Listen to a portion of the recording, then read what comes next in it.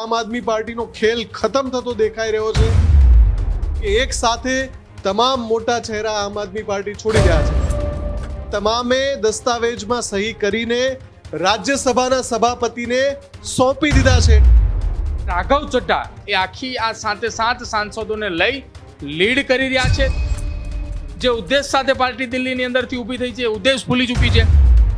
તેમણે એમ પણ કહ્યું કે અમે ભારતીય જનતા પાર્ટીની અંદર સામેલ થવાના છીએ. આમ આદમી પાર્ટીએ રાજ્યસભામાંથી ઉપનેતા પદેથી હટાવી દીધા. આ આક્રોશ રાઘવ ચડ્ઢાએ ઠાલવ્યો હતો. ભૂપત ભાયાણી પાર્ટીમાં હતા ત્યાં સુધી સારા હતા. કરસનદાસ બાપુ ભાદરકા પાર્ટીમાં હતા ત્યાં સુધી સારા હતા. પાર્ટી છોડીને જેટલા જાય છે એ પાર્ટીની સામે ગંભીર આરોપ લગાવે છે, પણ પાર્ટી એક વખત નથી વિચારતી. રાજ્યસભામાં તમામ લોકો સવાલો પૂછતા હતા, તમામના જવાબ મળતા હતા. વાંધો એ માત્ર ખાલી રાઘવ ચડ્ઢાની સામે હતો. જવાબ આમ આદમી પાર્ટી પાસે નથી. જ્યારે એમના નેતાઓ છોડે છે ત્યારે આરોપ પ્રત્યારોપની રાજનીતિ એ શરૂ થાય છે. આ જ પ્રકારની તમામ અપડેટ જોવા માટે ન્યૂઝરૂમ ગુજરાતને લાઇક, શેર અને સબસ્ક્રાઇબ કરવાનું ભૂલતા નહીં.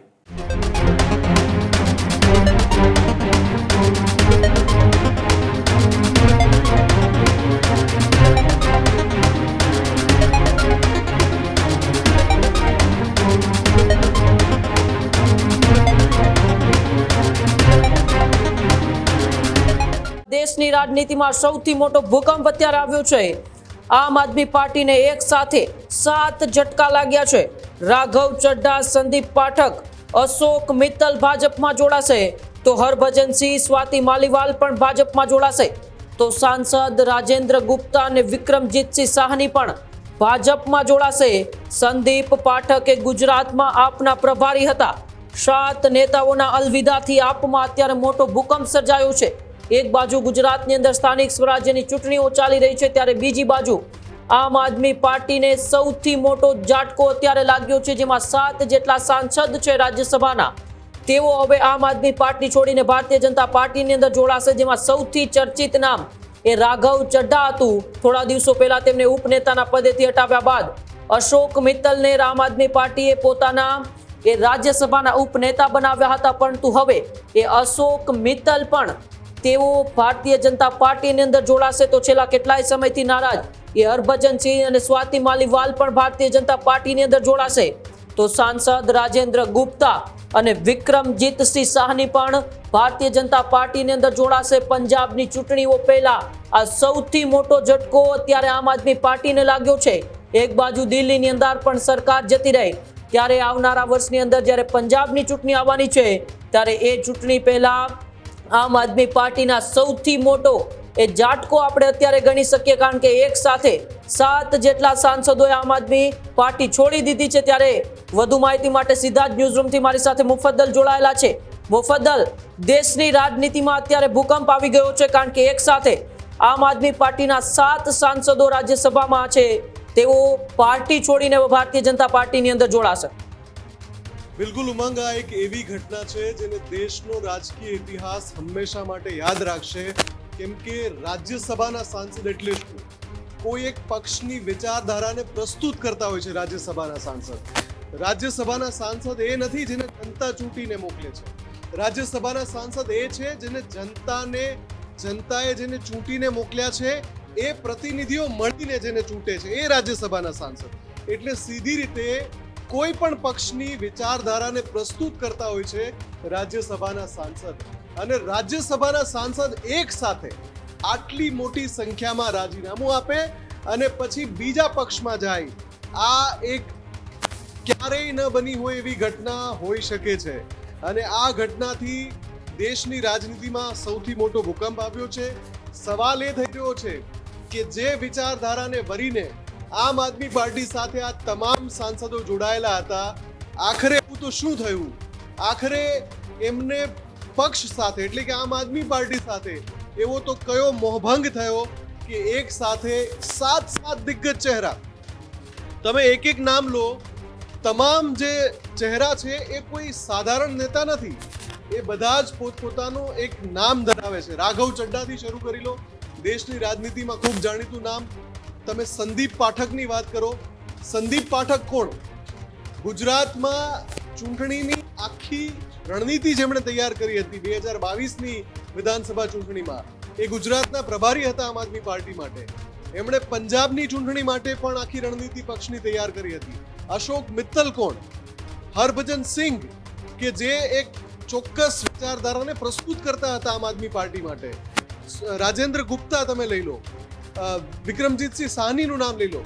આ બધા જ નેતા જ્યારે એક સાથે આમ આદમી પાર્ટીને અલવિદા કરી રહ્યા છે, એનો મતલબ સ્પષ્ટપણે થઈ રહ્યો છે કે આમ આદમી પાર્ટીમાં કોઈક મોટી ગરબડ છે. આમ આદમી પાર્ટીનું જે સત્ય છે આ બધા લોકો જાણી ગયા.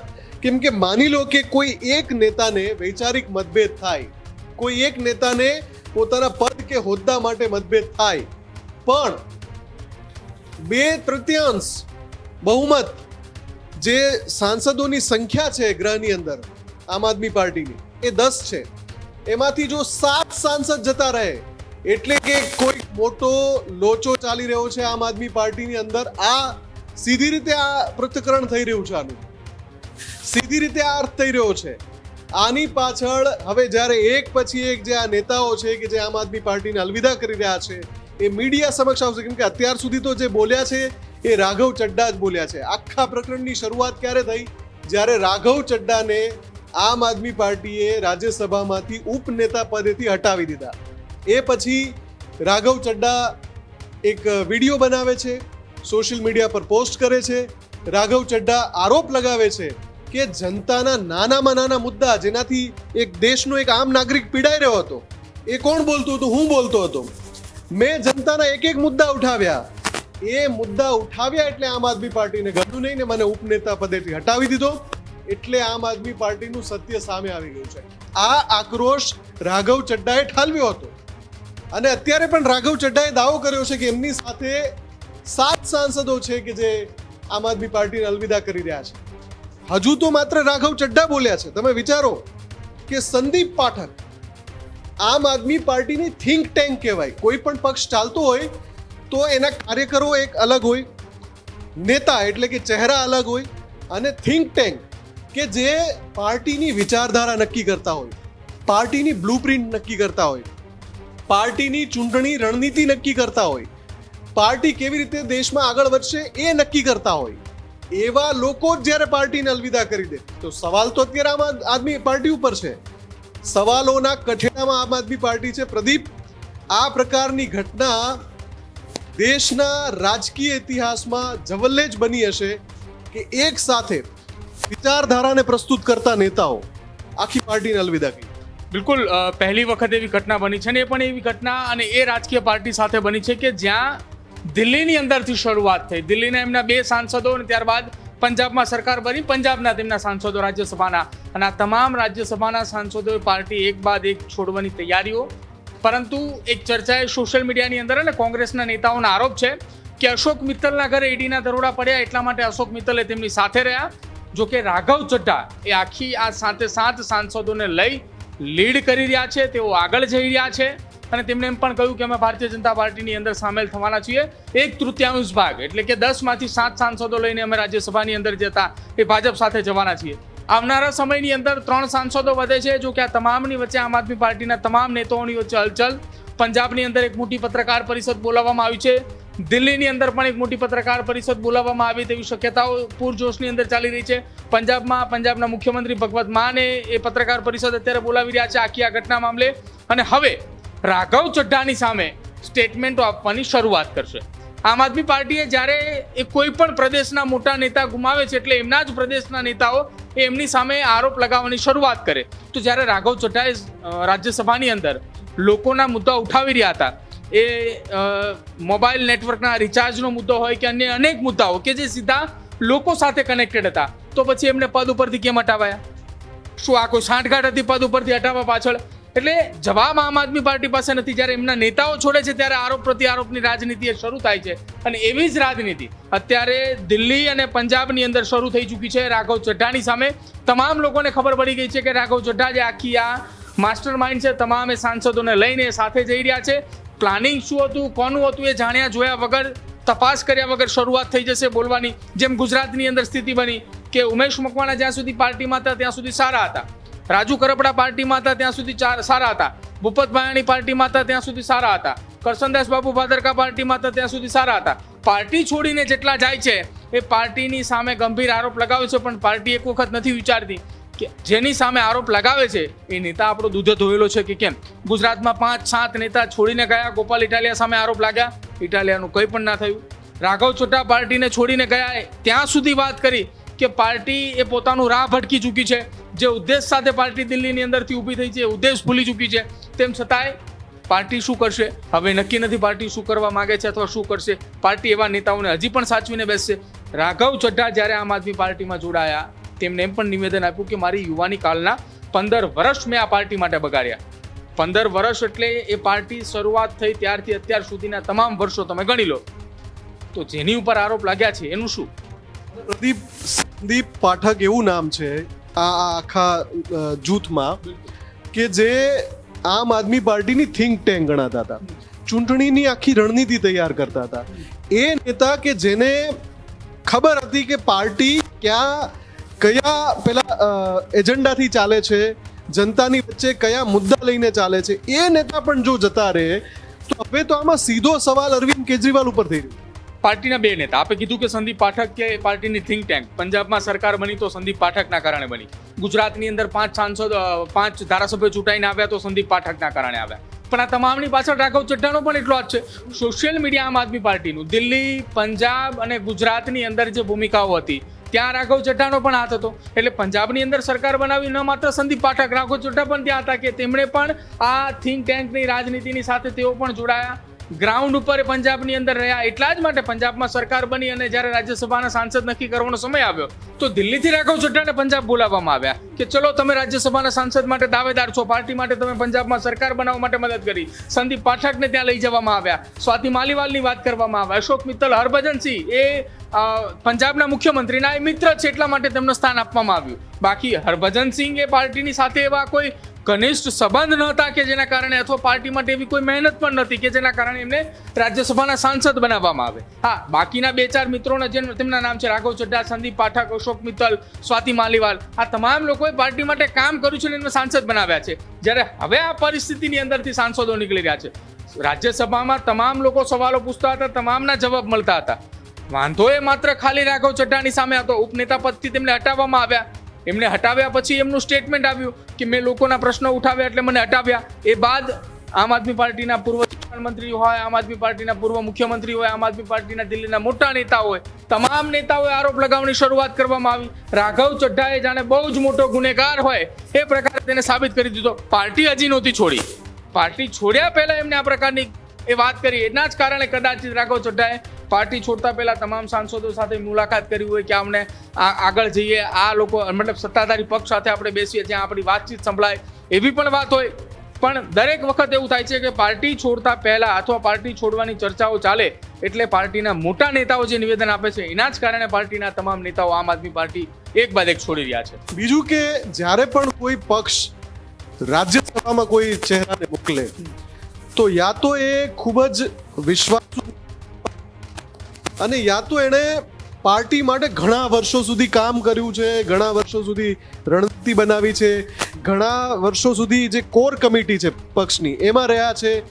આ પ્રકારના નેતા કે જેના ઉપર પક્ષને ભરોસો છે એ જ્યારે પક્ષને આવી રીતે અલવિદા કહી દે એક સાથે 10માંથી 7 એટલે 70% સાંસદો રાજ્યસભાના આમ આદમી પાર્ટીના અલવિદા કહી દે એટલે આ તો આમાં મેં અરવિંદ કેજરીવાલનું નામ લીધું પણ મનીષ સિસોદિયા છે કે એની સાથે ટોચનું નેતૃત્વ જે ગણાય છે એ 2-3 નેતાઓ છે, તમામે હવે જવાબ આપવા પડશે કે આવું કેવી રીતે. જો લોકસભાની અંદરથી રાજીનામા પડે, વિધાનસભામાંથી રાજીનામાઓ પડે, આ એક સામાન્ય વાત છે કે ચલો એ પક્ષ પલટો કરવાના છે, રાજીનામા આપે છે, બીજી વખત ચૂંટણી સાથે કમિટમેન્ટ સાથે જાય કે ચલો મને ટિકિટ આપવાની વાત છે. અહીંયા તો 70% સાંસદ, 1/3 એટલે ચૂંટણી બીજી વખત તો રાજ્યસભાની એ રાજ્યોમાં થવાની જ નથી અને થાય તો પાર્ટી એમને કમિટમેન્ટ આપ્યું છે ત્યારે જે ભારતીય જનતા પાર્ટીમાં જતા હશે. ભૂતકાળની અત્યાર સુધીની વર્ષો સુધીની રાજનીતિ જુઓ, રાજ્યસભાની અંદરથી સાંસદો તૂટવા એ ભાગ્યે જ ક્યારેક ઘટનાઓ બનતી હોય કે રાજ્યસભામાંથી સાંસદો તૂટે. સાંસદો રાજ્યસભામાં ક્યારે મોકલવામાં આવે તો ગુજરાતની અંદરથી જેટલા ભારતીય જનતા પાર્ટી અથવા કોંગ્રેસના સાંસદો છે તો એમના વિશ્વાસ ઉપર મોકલવામાં આવે કે આ અમારું નેતૃત્વ, અમારા વિસ્તારોની વાત એટલે કે ગુજરાતની વાત એ લોકસભાની અંદર જઈને મૂકશે, રાજ્યસભાની અંદર જઈને મૂકશે.